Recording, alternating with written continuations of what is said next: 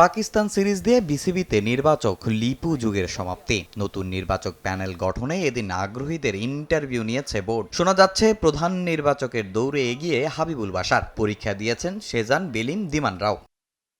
শেষ অ্যাসাইনমেন্টের প্রথম ম্যাচে লিপুকে স্মরণীয় মুহূর্ত উপহার দিয়েছে ক্রিকেটাররা। টি-20 বিশ্বকাপ ইস্যুতে টালমাটাল পরিস্থিতি কাটিয়ে প্রায় 100 দিনের বিরতি শেষে আন্তর্জাতিক ক্রিকেটে দাপুটে প্রত্যাবর্তন বাংলাদেশের। নাহিদ তামিম জাদুতে রীতিমতো উড়ে গেছে পাকিস্তান। এতটা অবশ্য ভাবেননি কেউই।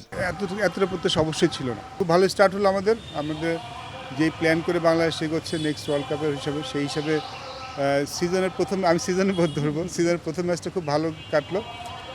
ব্যাটিংটাও ভালো হয়েছে। দেখেন, আমরা কিন্তু বরাবরই আমাদের স্পিনের উপর ডিপেন্ড। যখন ফাস্ট বলে এরকম বোলিং করে তখন আমরা খুব এক্সাইটেড হয়ে যাই।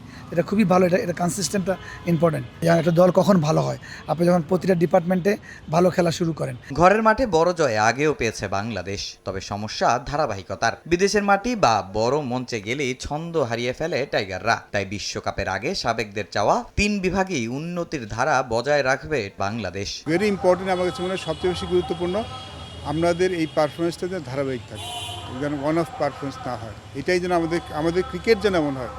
আমাদের একটা ক্রিকেটের একটা সিগনেচার থাকা উচিত যে বাংলাদেশ ক্রিকেটটা এরকম, বাংলাদেশ টিম এরকম। সো আই হোপ যে এটাই আমাদের স্ট্যান্ডার্ড হবে এবং এই স্ট্যান্ডার্ডটা আমরা মেনটেন করবো।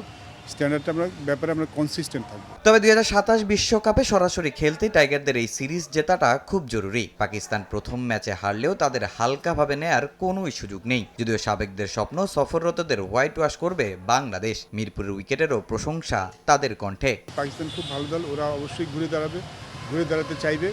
বাট আমরাও যে ভালো দল সেটা আমরা জানি, সেটা প্রমাণ করাটা ধারাবাহিকভাবে খুব important. Credit goes to team management little bit, যে তারা সাহস দেখিয়েছেন যে তারা এই ধরনের উইকেটে খেলতে চান। অবশ্যই আমাদের সামনে যে এই ওয়ার্ল্ড কাপ আছে সেখানের কন্ডিশনে সিমিলার থাকবে। তো সেক্ষেত্রে যখন আমরা অন্য দলের সাথে খেলবো, আমরা এই সাহসটা দেখি যে এরকম উইকেট চেয়েছি, সেটা খুব গুরুত্বপূর্ণ ছিল এবং সেখানে আমরা প্লেয়ার রেসপন্ডও করেছি, হুইচ ইজ ভেরি গুড। দ্বিতীয় ম্যাচে বাংলাদেশের উইনিং কম্বিনেশন না ভাঙার সম্ভাবনাই বেশি। তবে সিরিজে টিকে থাকার মিশনে পাকিস্তান দলে আসতে পারে একাধিক পরিবর্তন। পেসার হারিস রফের ফেরাটা অনেকটাই নিশ্চিত। তামিম হোসেন, সময় সংবাদ, ঢাকা।